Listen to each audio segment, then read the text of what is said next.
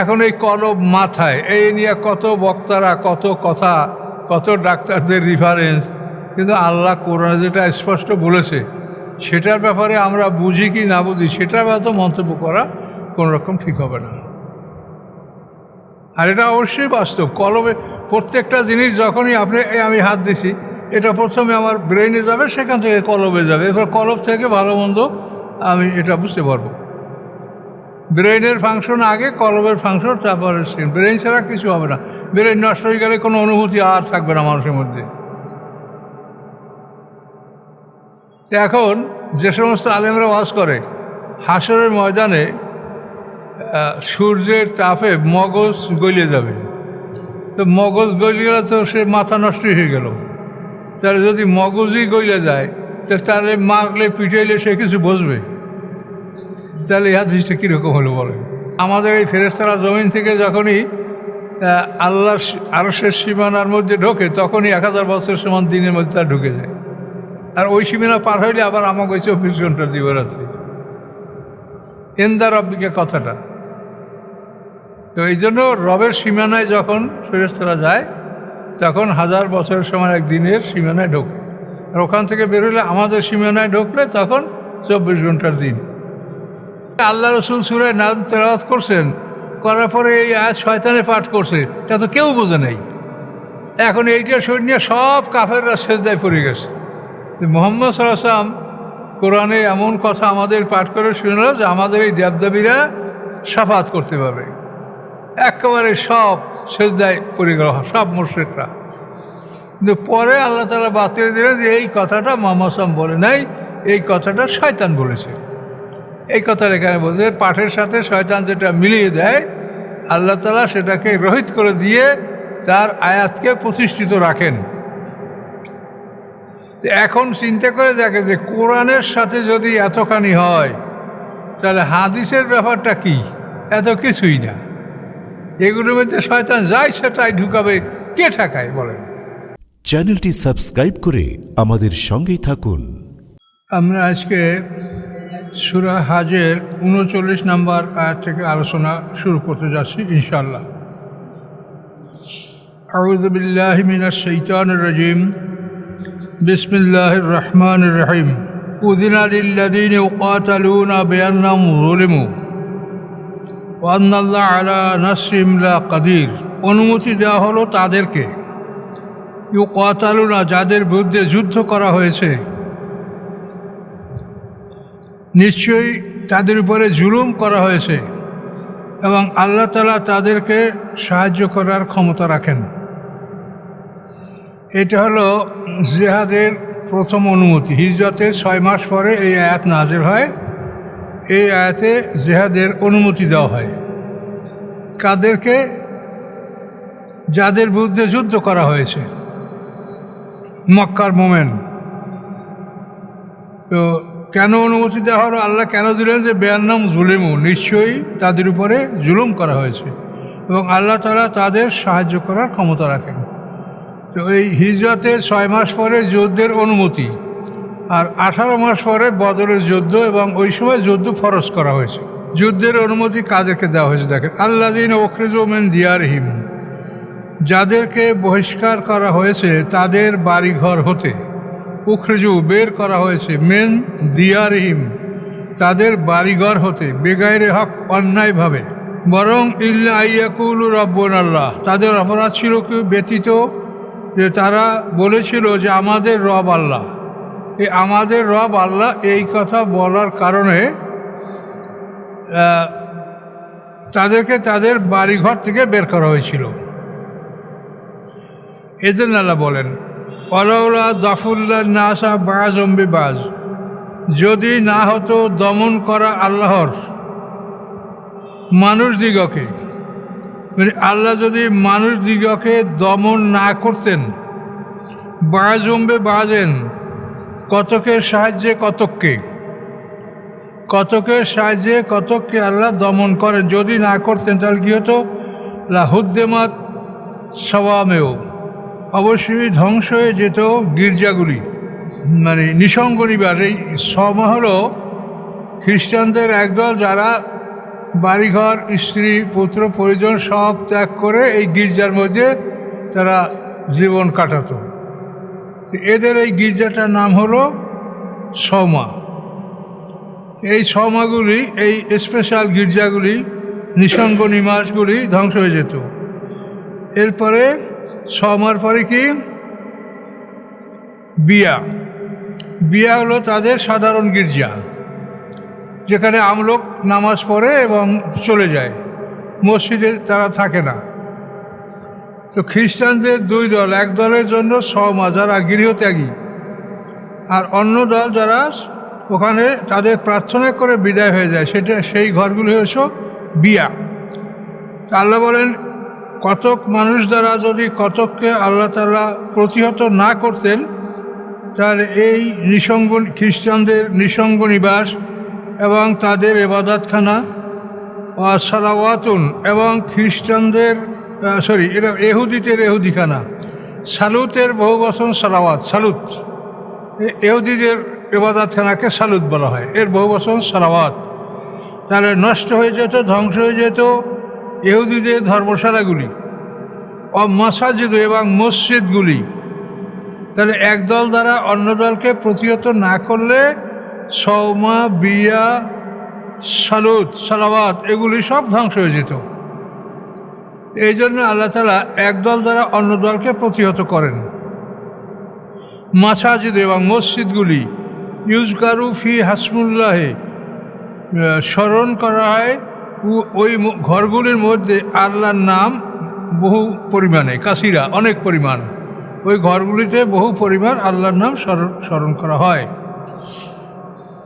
ওয়ালায়ানসুরান্নাল্লাহু মাইয়ানসুরহু, অবশ্যই সাহায্য করবেন আল্লাহ তাআলা মান তাকে, ইয়ানসুরহু যে আল্লাহকে সাহায্য করে। তা আল্লাহকে তো সাহায্য করার প্রয়োজন না, এটা হলো আমাদের আল্লাহ তাআলা পুরস্কার দিবেন, এই জন্য আমাদেরকে এই কাজগুলি করতে বলেছেন। আল্লাহর তো কোনো সাহায্যের প্রয়োজন হয় না, তিনিই তো আমাদের সবাইকে সাহায্য করে থাকেন। তাহলে এটা হলো আল্লাহ যে আদেশ করেছেন, আল্লাহর রাসূল যেভাবে ময়দানে কাজ করছেন, তাদেরকে সাহায্য করাই হচ্ছে আল্লাহকে সাহায্য করা। যেমন সূরা নিসা আছে যে রাসূলের আনুগত্য করলে আল্লাহর আনুগত্য হয়ে গেল। এখানে রাসূলের আনুগত্য করলে, রাসূলের সাহায্য করলে আল্লাহ সাহায্য হবে। সূরা নিসার ৮০ নম্বর আয়াত দেখেন, সেখানে আল্লাহ বলছেন মাইয়ুতির রাসূলা ফাকাদ আতা আল্লাহ, যে রাসূলের আনুগত্য করলো সেই আল্লাহর আনুগত্য করলো। তাহলে রাসূলের আনুগত্য মানে আল্লাহর আনুগত্য, তাহলে রাসূলকে সাহায্য করা মানে আল্লাহকে সাহায্য করা, এইভাবে কিন্তু কথাটা বলা হয়েছে।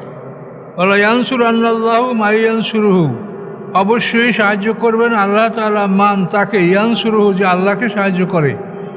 ইন্নাল্লাহা লাকাবিয়ুন আজিজ, নিশ্চয়ই আল্লাহ তাআলা শক্তিশালী এবং আজিজ মানে অপ্রতিরোধ্য ক্ষমতার মালিক।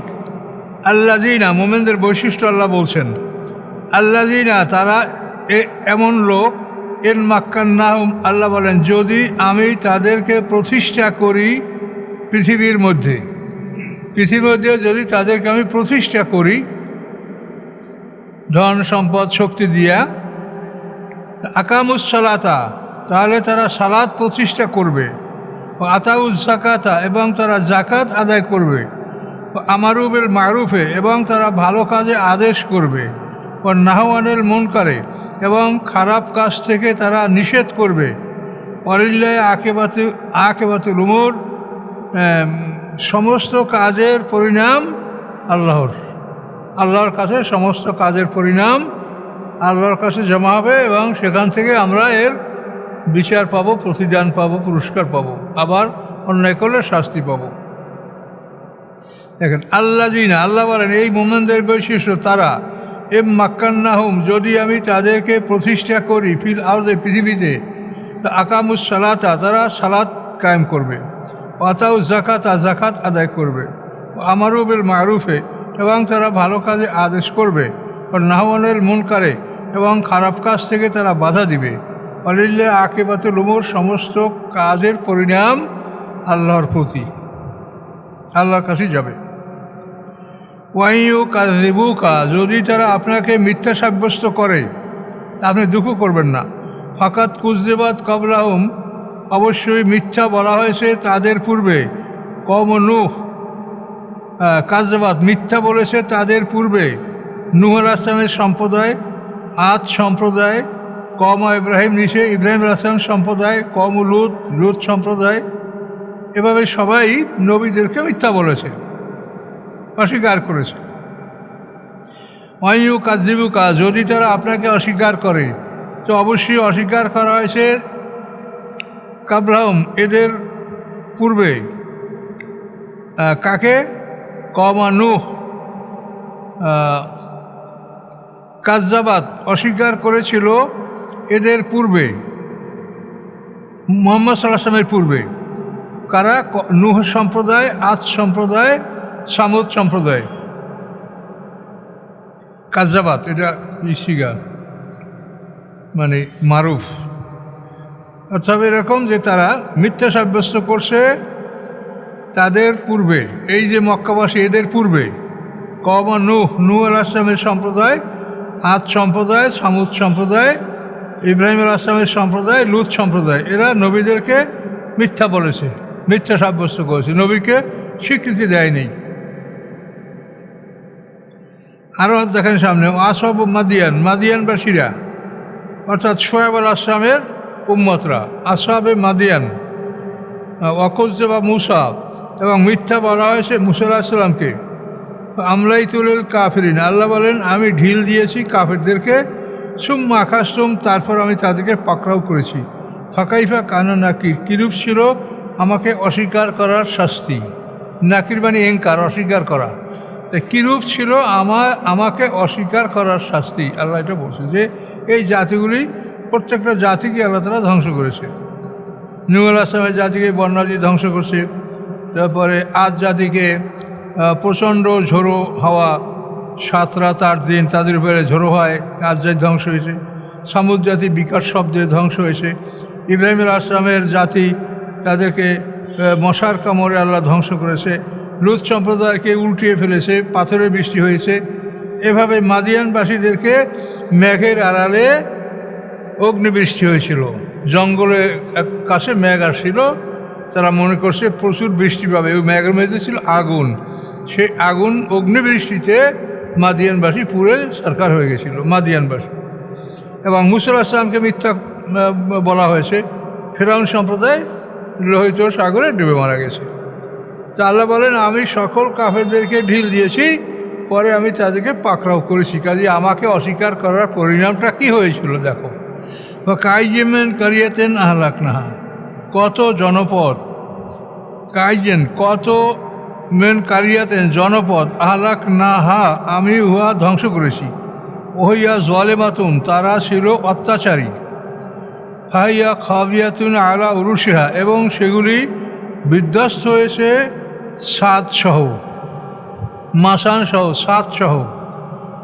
বীরে মুয়াত্তালাতেন, এবং কত বিরান কূপ, পৃথিবীতে কত বিরান কূপ পড়ে আছে। কাসেব মসজিদ, এবং কত মসজিদ মানে যে মজবুত অট্টালিকা। কাসেব মানে অট্টালিকা প্রসাদ, আর মসজিদ মানে দৃঢ়, মজবুত, শক্তিশালী। এরকম কত বিরান কূপ এবং কত কঠিন অট্টালিকা, এগুলি পৃথিবীতে পড়ে আছে, আমি তাদের অধিবাসীকে ধ্বংস করেছি। কাইজেমেন কারিয়াতেন, কত জনপদ, আহলাকনাহা আমি ধ্বংস করেছি উহাকে। ওহিয়া জনপাতুন, এই জনপদগুলি ছিল অত্যাচারী। ফাহিয়া খবিয়াতুন, অতঃপর ওগুলি ধ্বংস হয়েছে আলা উরুশিহা, তাদের ছাদসহ। বীরে মুয়াত্তালাতেন, এবং অনেক বিরান কূপ, এবং কাসেব মসজিদ, এবং অনেক শক্তিশালী অট্টালিকা, মজবুত অট্টালিকা। আল্লাহ বলেন আফালাম ইয়াসিরু ফিল আরদ, তারা কি পৃথিবীতে ভ্রমণ করে না? আপনি পৃথিবী ভ্রমণ করবেন কেন? আপনার বাংলাদেশে কত আছে তাই দেখেন। এই দীঘাপতি জমিদার বাড়ি, পুঠিয়া জমিদার বাড়ি, এরকম কত শত জমিদার বাড়ি বাংলাদেশে পড়ে আছে, বিল্ডিং তো দেখতে পাচ্ছেন। এগুলি তো ধ্বংসের নিদর্শন। এদেশে তো সব এই জমি জমা তো হিন্দুদেরই ছিল, হিন্দু জমিদারদের দিনই ছিল।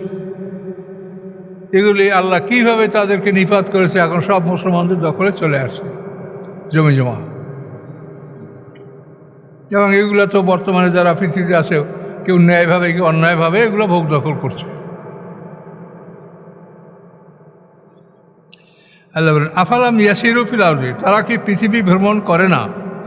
ফাতাকুন আলম কুলুবুন ইয়াকুলুনা বিহা, যদি থাকতো তাদের জন্য অন্তর, ইয়াকিলুনা বিহা, যে অন্তর দ্বারা এগুলো তারা বুঝতে পারবে। আজানুন, অথবা যদি থাকতো তাদের জন্য কান, শ্রবণ শক্তি, ইয়াসমাউনা বিহা, যার দ্বারা তারা এই কথাগুলি শুনতে পারত। আল্লাহ বলেন, ফাইনাল্লাহ তামাল আবসার, এই লোকগুলি চোখের অন্ধ নয়, চোখ আছে। ফাইনাল্লাহ তামাল আবসার, এই লোকগুলি চোখের অন্ধ নয়, ওলাকেন বরং তামাল কুলুব, হৃদয়ের অন্ধ। হৃদয়ের অন্ধ আল্লাহ তিফিস সুদূর, যেই হৃদয় বক্ষস্থলে অবস্থান করে। এখন এই কলব মাথায়, এই নিয়ে কত বক্তারা, কত কথা, কত ডাক্তারদের রেফারেন্স, কিন্তু আল্লাহ কোরআনে যেটা স্পষ্ট বলেছে সেটার ব্যাপারে আমরা বুঝি কি না বুঝি, সেটার ব্যাপারে মন্তব্য করা কোনো রকম ঠিক হবে না।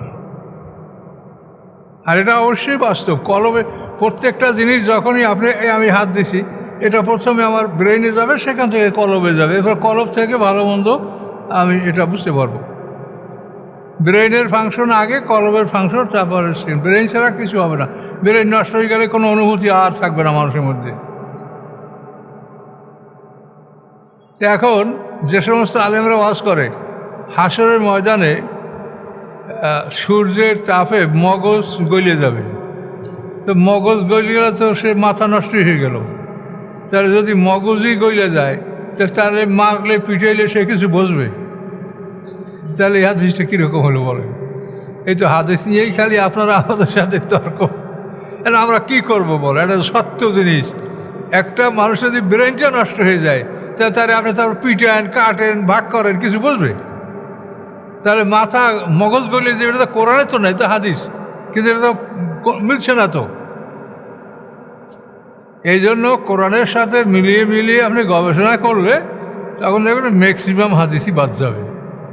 কোনো উপায় নেই, আপনি কোনো যুক্তি দিয়ে এটা বোঝাতে পারবেন না। হাসরের ময়দানে সূর্য থাকবে, আল্লাহর নূরের আলোকে হাসরের ময়দানটা আলোকিত হবে। ওয়াশরাকাতিল আরদু বিনূরি রাব্বিহা, আল্লাহর নূরের আলোকে হাসরের ময়দানটা আলোকিত হবে। তো এই পৃথিবীর সূর্য এটা ধ্বংস হবে। তো আপনারা 30 প্রায় বারবার আপনারা দেখেছেন, ইজা শামসু কুব্বিরাত, কবর মানে রোল করা হবে, পেঁচাইয়া ওকে ফেলাই দেওয়া হবে সমুদ্রে, আগুনের মধ্যে ইত্যাদি। সূর্য তো ধ্বংস হওয়ার কথা কোরআনে বারবার বলা হয়েছে। এই পৃথিবীর কোনো জিনিস পরকালে ব্যবহার করা হবে না, এক কথা, কোনো জিনিস না। এই পৃথিবী ধ্বংস হবে। এই পৃথিবীর সৌন্দর্যের জন্য গ্রহ নক্ষত্র সূর্য যা আছে, এই গ্যালাক্সি, এর সব এটা ধ্বংস হবে। মহাবিশ্ব ধ্বংস হবে না। মহাবিশ্বের খবরও আমরা জানি না, আর মহাবিশ্বের সাথে আমাদের দেহের কোনো সম্পর্কও নাই। আমাদের এই পানি, মাটি, আগুন, বাতাসের দেহ যে সীমার মধ্যে আছে, যে গ্র্যাভিটির মধ্যে আছে, এইখানেই ধ্বংস হবে। এইখানের মধ্যে সিঙ্গার ফুট করে এগুলো ঘুরপা খেয়ে আমাদের দেহ বিক্ষিপ্ত অংশগুলি একত্রিত হবে। বুঝতে পারছেন? তাহলে তামাল কুলুব, তারা হৃদয়ের অন্ধ, আল্লাহ তিফিস সুদূর, যেই হৃদয় বক্ষস্থলের মধ্যে, আমাদের যে বক্ষস্থল, এটার মধ্যে সুদূর, এটার মধ্যে আমাদের অন্তর অবস্থিত করে। এটার মধ্যে আমাদের অন্তর অবস্থিত। ওই ইয়াস্তাজিলুনাকা বিল আযাব, তারা দ্রুত কামনা করে আপনার কাছে শাস্তি, আপনার কাছে শাস্তি দ্রুত কামনা করে। ওয়ালা ইউখলিফাল্লাহু ওয়াদাহু, খেলাফ করবেন না আল্লাহ তাআলা তার প্রতিশ্রুতি, ভঙ্গ করবেন না আল্লাহ তাআলা তার প্রতিশ্রুতি। কাজেই আপনার কাছে যে শাস্তি চায়, ওটা নির্ধারিত সময় আসবে। আল্লাহ তাআলা যে সময় নির্ধারণ করেছেন, এই সময়টা তিনি পাল্টাবেন না, এই হলো ব্যাপার। দ্রুত কামনা করে আপনার কাছে শাস্তি। ওয়ালা ইউখলিফাল্লাহু ওয়াদাহু, নিশ্চয়ই খেলাফ করবেন না আল্লাহ তাআলা তার প্রতিশ্রুতি। তিনি যে সময় নির্ধারণ করেছেন এই সময়টা তিনি আর পাল্টাবেন না। ওয়াইন্না ইয়মান, নিশ্চয়ই একটা দিন, ইনদা রব্বিকা, আপনার রবের নিকট, আলফে সানাতে মিম্মা তাউদ্দুন, 1000 বছরের সমান যেভাবে তোমরা গণনা করো। আল্লাহর কাছে, অর্থাৎ আমাদের এই ফেরেশতারা জমিন থেকে যখনই আল্লাহর আরশের সীমানার মধ্যে ঢোকে তখনই 1000 বছর সমান দিনের মধ্যে তার ঢুকে যায়। আর ওই সীমানা পার হইলে আবার আমাকে ওই 24 ঘন্টা দিবরাত্রি। ইনদা রব্বিকা কথাটা তো এই জন্য রবের সীমানায় যখন ফেরেশতারা যায় তখন 1000 বছরের সমান একদিনের সীমানায় ঢোকে। আর ওখান থেকে বেরোলে আমাদের সীমানায় ঢুকলে তখন 24 ঘন্টার দিন।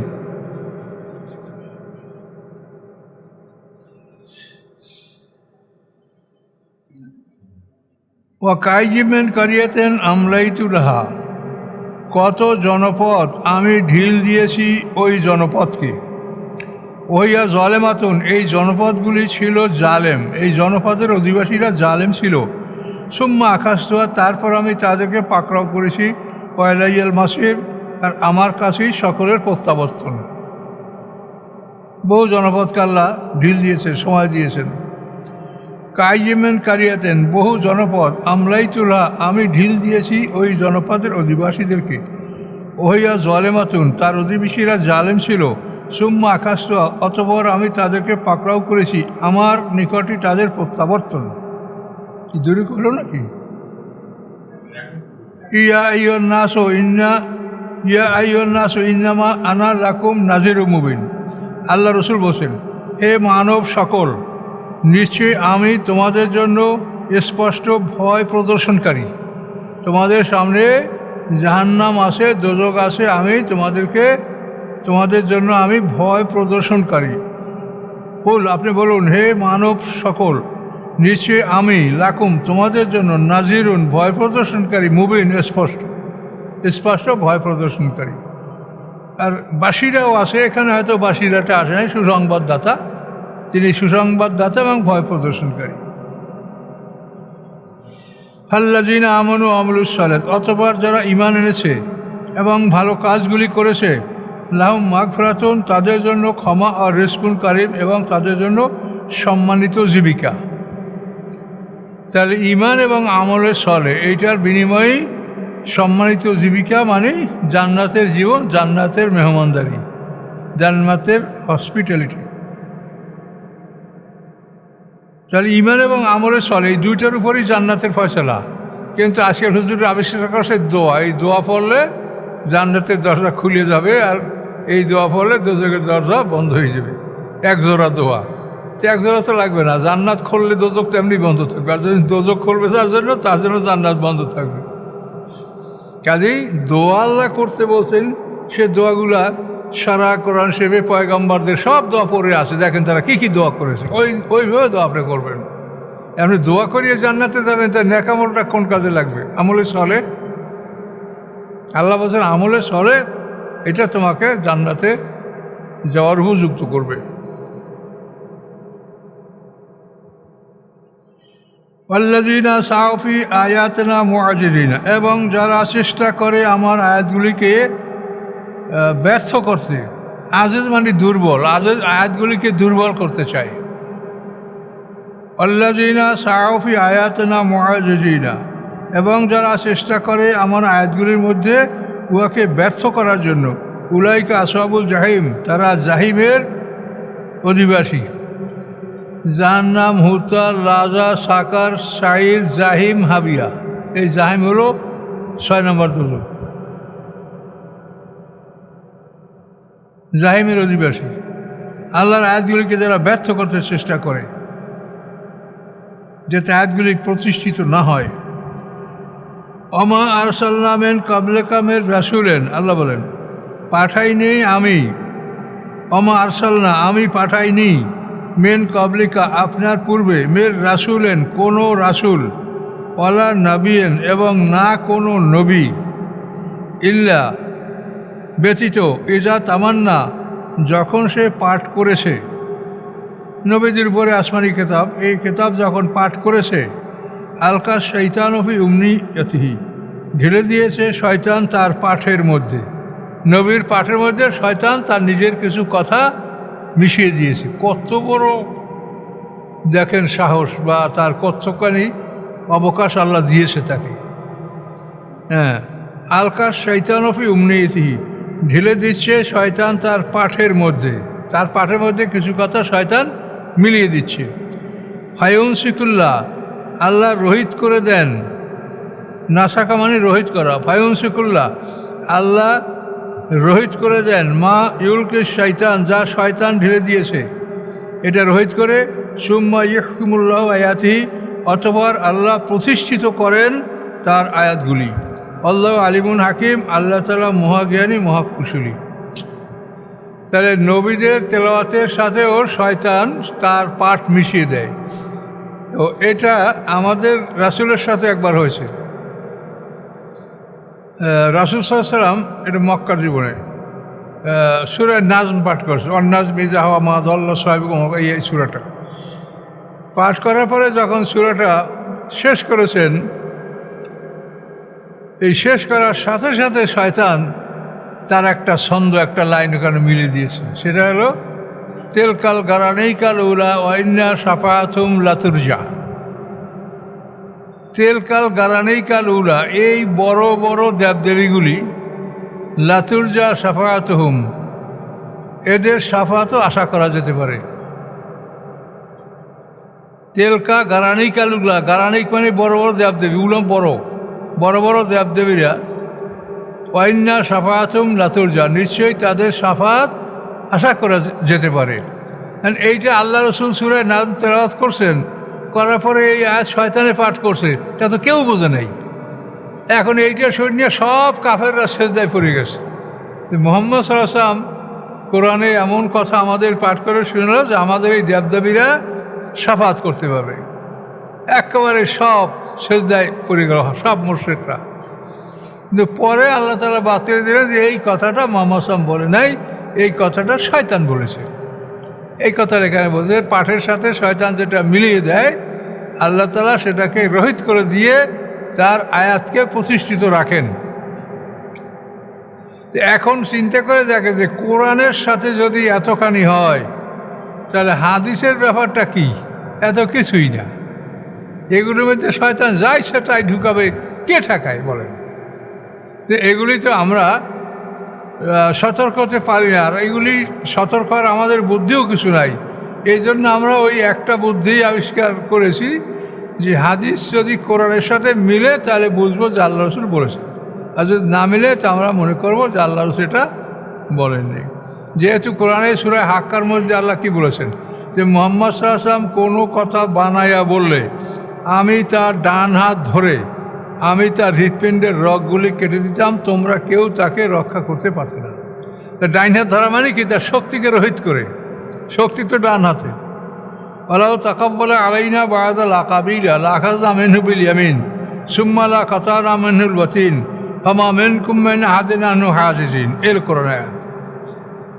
এত বড় কঠিন কথা যেখানে বলা আছে, সেখানে মুহাম্মদ সাল্লাল্লাহু আলাইহি ওয়াসাল্লাম কোনো কথা বলবে কোরআনের বিরুদ্ধে, আল্লাহর বিরুদ্ধে, এটা কি হতে পারে?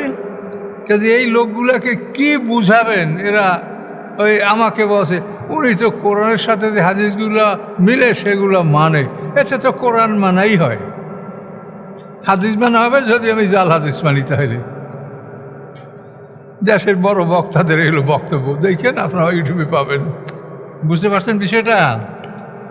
এই সূরা নাজমে শয়তান এইটা তেলাওয়াত করছিল, কিন্তু পরে আল্লাহ তাআলা, এবং এটা একটা বিরাট শোরগোল শুরু হয়েছিল। এইটা হয়ে যাওয়ার পরে আবিসিনিয়ায় যারা মুসলমান হিজরত করেছিলেন তারাও খবর পাইছে যে মক্কার সব মুশরিকরা মুসলমান হয়ে গেছে, এখন তারাও চলে আসবে, তাহলে মক্কার লোকরা মুসলমান হয়ে আমরা বিদেশ থাকবো কেন?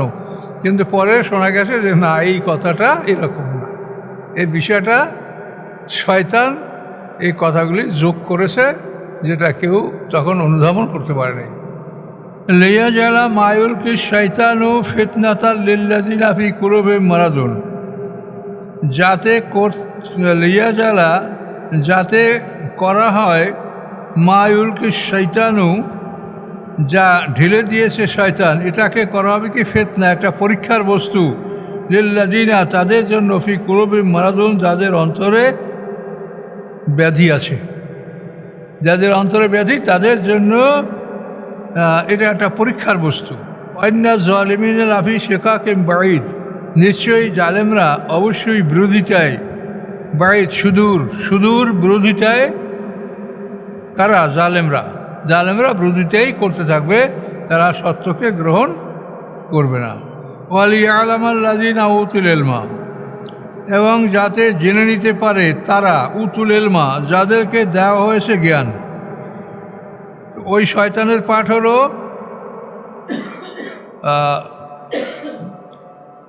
অসুস্থ অন্তরের জন্য একটা পরীক্ষা, যাদের অন্তরে ব্যাধি আছে তাদের পরীক্ষা। আর মুমিনদের জন্য ওয়ালিয়ালামাল্লাযিনা, যাতে আল্লাহ জেনে নিতে পারেন, আল্লাযিনা তাদেরকে, উতুল ইলমা যাদেরকে জ্ঞান দেওয়া হয়েছে, আন্নাউল হক নিশ্চয়ই আল্লাহর বাণী সত্য, আন্নাউল হক মির রব্বিকা নিশ্চয়ই এই কোরআন সত্য, মির রব্বিকা আপনার রবের নিকট হতে।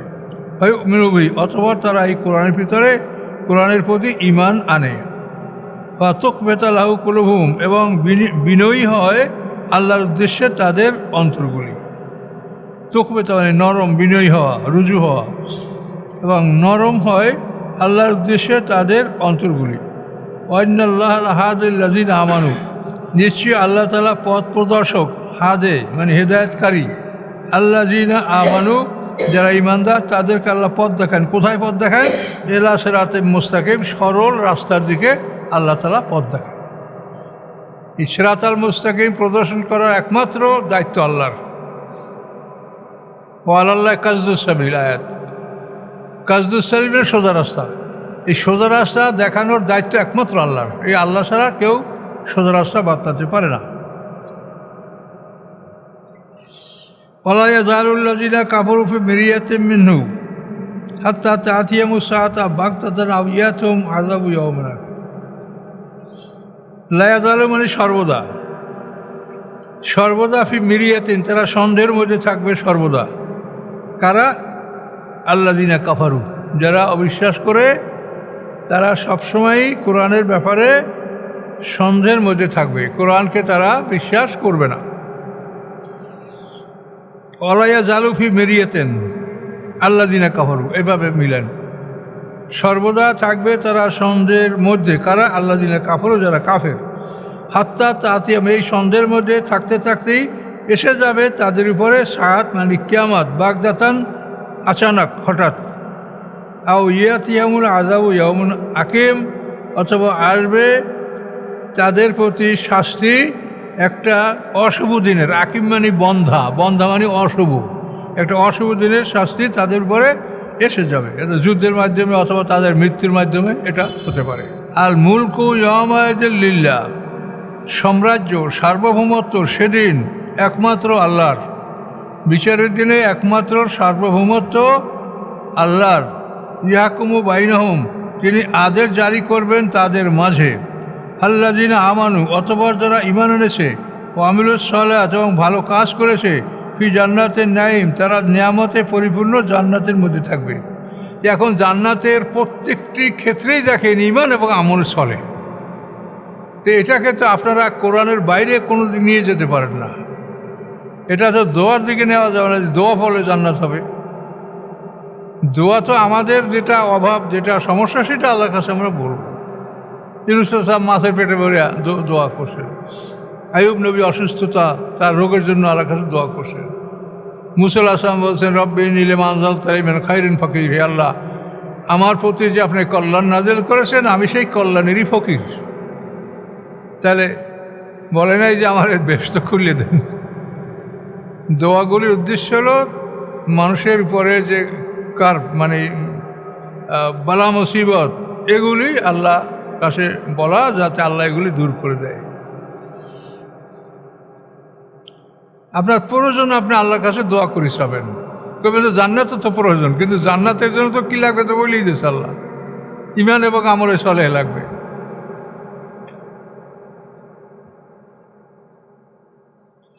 এই দেখেন, আল মুলকু ইয়াওমাইযিন লিল্লাহি, সেদিন সমস্ত মুল্ক মানে রাজত্ব, ক্ষমতা একমাত্র আল্লাহর।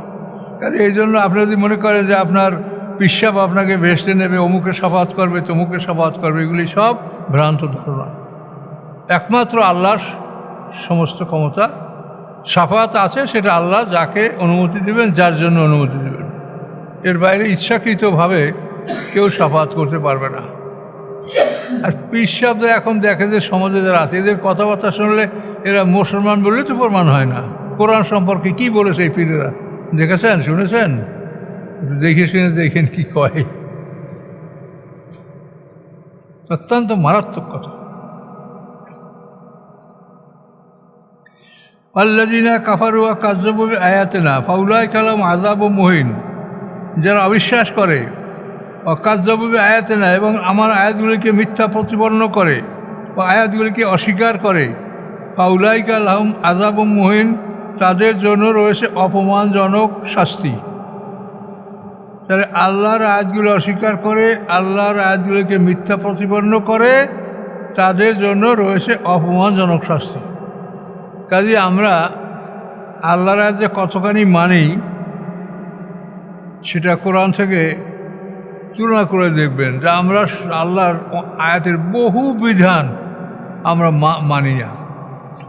আমরা আল্লাহর খেলাফ, আল্লাহর আদেশের বাইরে আমরা অনেক কাজ করছি। তো এগুলি সম্পর্কে আমাদেরকে সতর্ক হতে হবে।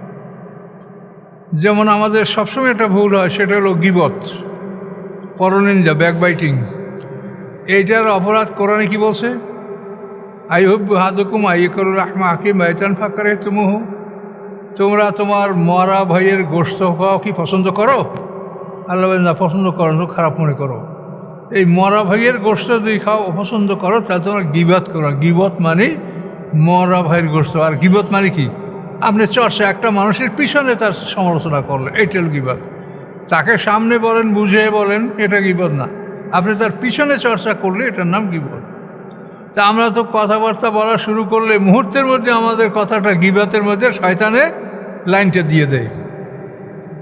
আপনি লাইন আসছে, আপনি কাইটা শয়তানের গীবত, অমুকেই তমুকেই সমুকেই, কিন্তু এটা তো আপনাকে বলতে বলে নাই। আপনি পারলে তাকে হেদায়েতের কথা বলেন। তো এই জন্য এরকম বহু। আবার আল্লাহ রসুল বলছেন, আল গীবাতু আসাদ্দু মিনাল জিনা, আর বহতান হচ্ছে আসাদ্দু মিনাল কাতাল। বহতান হচ্ছে যে দোষ নাই সেই দোষে কাউকে দোষারোপ করা। এটা তো অহরহ সমাজে একটা মানুষের বিরুদ্ধে অযথাই মিথ্যা বলা। কাজেই কোরআনের অনেক কথাই আমরা মানি না। আমরা শুধু নামাজ পড়ি, লম্বা জামা, টুপিদারি, এই তো আমাদের বেহেশতের গ্যারান্টি হয়ে গেল। আসলে তা না, পুরো কোরআন মানতে হবে। তো আমার দুই রকম হলো নাকি।